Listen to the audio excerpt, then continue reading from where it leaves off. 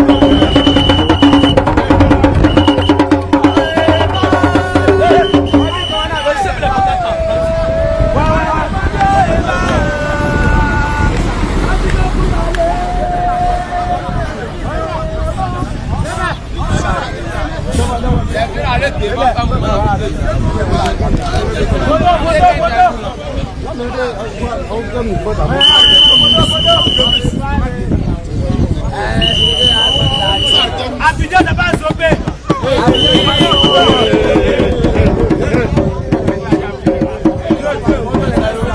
Hey!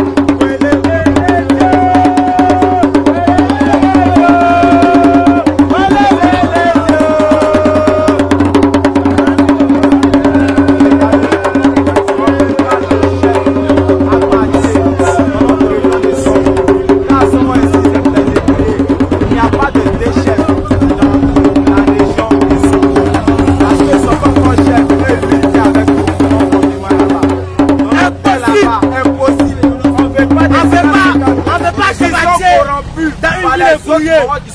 Impossible. Ils n'auront la Zobé. Ici c'est Abidjan. C'est chez nous. Ouais. Bonjour messieurs. Ils auront la Zobé. Il m'appelle donc. Ils auront la Zobé. Énorme. Moi, je ne vois pas des choses à dire.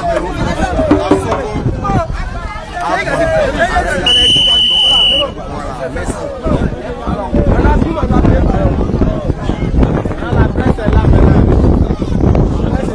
Toi, tu vas où?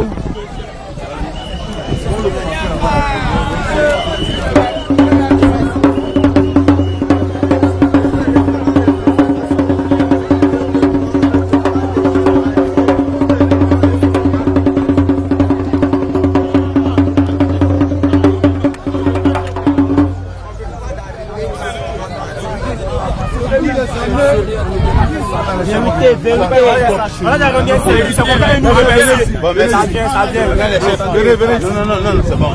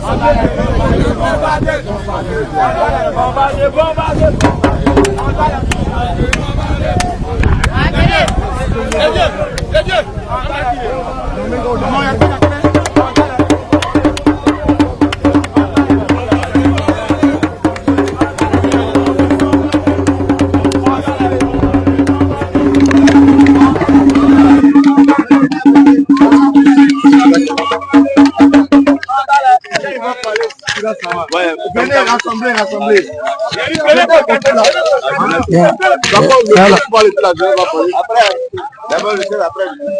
Le chef d'abord et puis ensuite la jeunesse. Voilà, rassemblez bien derrière les chefs. Donne-moi une petite on va vous présenter. Oui, voilà, si. Pourquoi on est là aussi. Voilà. C'est un truc bref. Voilà, c'est tout bien. Dans un chapeau de commandant.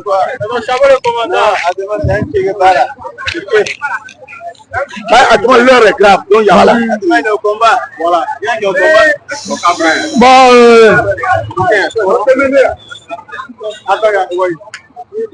Laisse-lui les va attraper. Voilà. À toi, tu veux silence. Concentrez ici. D'accord, ok. À toi, on décolle. Hein. Silence. 1, 2, 3, ça décolle. Merci, je remercie tout le monde. Je me nomme Apia Agoluik, doyen de la génération Tchaba de Songo Agban. Effectivement, si nous sommes venus ici, c'est pour présenter nos mécontentements à ceux d'ici, qui étaient déjà au début un campement. On dit Songo Aké campement. Il y a une minorité des Aké qui sont quittés à Zopé, à Lépé, à Ferry, Moapé, tout ça va pour venir. Étant tuteur, nous avons quand même accepté de prendre tous ces messieurs chez nous. Au début, tous ils fréquentaient à Songo Agban gare. Moi-même, j'en ai fréquenté avec ces gens aujourd'hui qui prétendent avoir un village dans le village de Songo Agban. On dit bien Songo Agban à pied. C'est un quartier de Songo Agban. Et non un village, c'est un campement.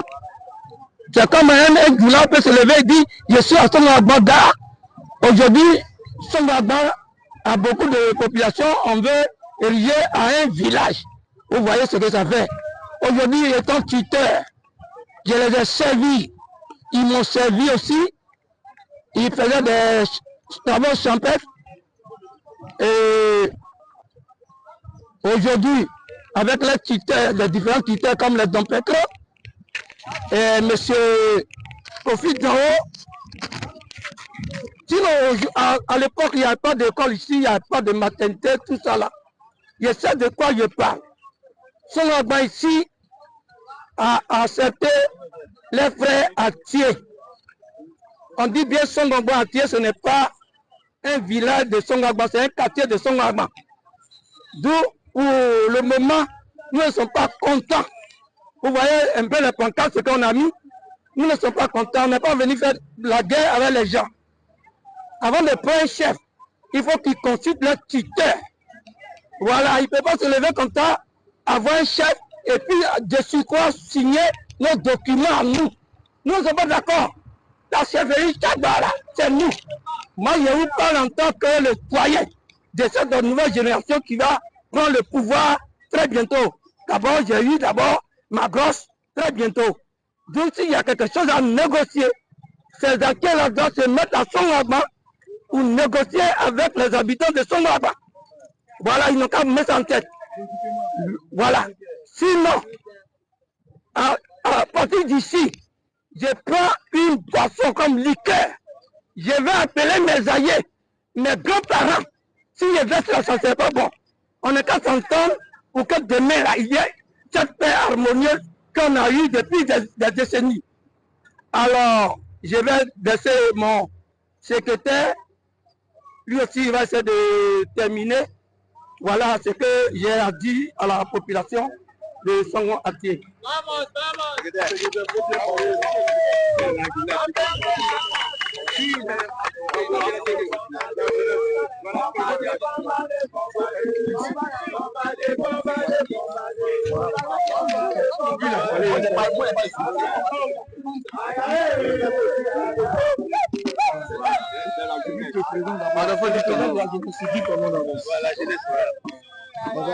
Attendez d'abord, il faut derrière, voilà, petite amie. Voilà. La jeunesse, mobilisez-vous bien derrière votre boïne. Je me présente. Encore trois, tout le monde silence radio.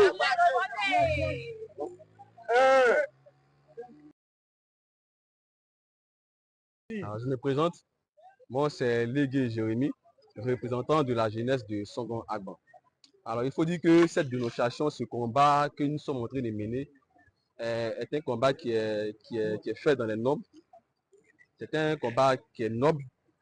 Et il faut dire comme ça que c'est un combat qui est conforme aux règles de la raison. Dans la mesure où nous sommes en train de lutter pour notre patrimoine, dans la mesure où nous sommes en train de lutter pour non seulement notre patrimoine, mais aussi pour nos parents qui aujourd'hui ont perdu leurs différentes terres, qui ont perdu leurs différents sites, qui sont aujourd'hui dans la main de nos subordonnés qui sont le village de Songo-Agban Atié. Et ces patrimoines-là sont aujourd'hui, si on peut le dire ainsi, notre héritage. C'est dans ce contexte que je dis que notre combat, il est noble, notre combat, vraiment, il est logique. Donc, si vous voyez aujourd'hui notre jeunesse aussi mobilisée, c'est parce qu'elle est consciente. Elle est consciente, je peux dire de cet événement, elle est consciente de toutes ces prudentes aujourd'hui. Donc, voici un peu ce que nous pourrons apporter comme contribution. La question de savoir qu'est-ce que vous voulez. C'est-à-dire qu'est-ce que vous voulez qu'il soit fait. 1, 2, c'est parti. Ce que nous voulons, dans un premier temps, c'est que cette intronisation ne se fasse pas. Parce que, en dehors de cette intronisation, ou bien de surcroît, il faut dire qu'il y a un deal qui a été fait. Il y a un deal qui a été fait entre le village de Agban Atié et la population, une partie de la population de Songo-Agban. Et c'est ce deal-là que nous n'acceptons pas, au fait. Vous voyez derrière moi, il y a beaucoup, voilà, il y a des panneaux. Il y a des panneaux qui sont vraiment, qui l'indiquent vraiment. On a mis 50% derrière. On a mis 50% sur ces panneaux-là. Et c'est ce que nous dénonçons. Notre village, disons, notre patrimoine ne sont pas des patrimoines à vendre. Nos terrains ne sont pas des terrains à vendre. Nous pouvons gérer nos terrains. Nous pouvons gérer nos patrimoines. Nous n'avons pas besoin de quelqu'un. Nous n'avons pas besoin des personnes qui sont nos subordonnés, qui sont sur notre tutelle, à gérer notre patrimoine. Donc c'est un peu ça ce qu'il voulait dire. Alors, ce que je voulais ajouter, vous ne voulez pas que cela se passe.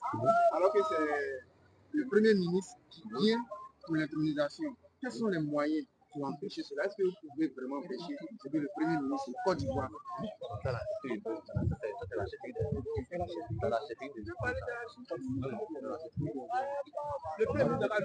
Déjà, on a reçu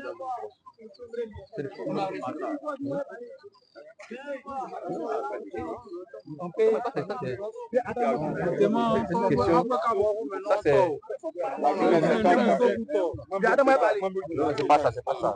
C'est une question qui est tellement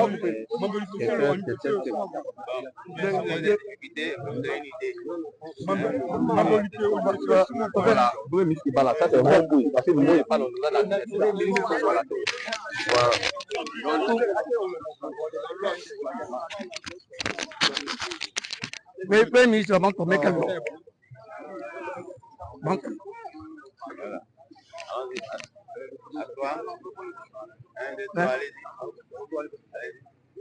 Bon, je me représente, c'est toujours le doyen Tchaba, le Premier ministre, son arrivée ici. Voilà, d'où on les a acceptés. Comme les acquis aussi, ils sont venus nous trouver, on les a acceptés. Mais c'est pas pour autant. Autrement, tous ces papiers-là, on a mis à la portée des ministères, tout. Hein? Même le Premier ministre, lui-même, il a reçu une copie conforme. Alors nous ne sommes pas d'accord. Nous, Songwagba, là, on n'est pas contents. S'il y a quelque chose à faire, Atier d'ici là doit venir nous trouver. C'est une minorité des gens de Songwagba. De Sikwa à l'autre Jérôme qui n'est pas chef. D'abord, il a eu une attestation de primitif pour lui dire, pour lui signifier qu'il n'est pas chef à Songwagba. À l'autre Bégué Jérôme, il n'est pas chef. Je sais de quoi je parle. Hier même, nous avons reçu d'abord une gosse. Le destituant, qu'il n'est pas chef. Après l'attestation de primitif, il n'est pas chef. Voilà. Le nouveau chef va bientôt sortir parce que déjà les papiers sont sortis. Pour le moment, je m'arrête. Je vous remercie. Merci.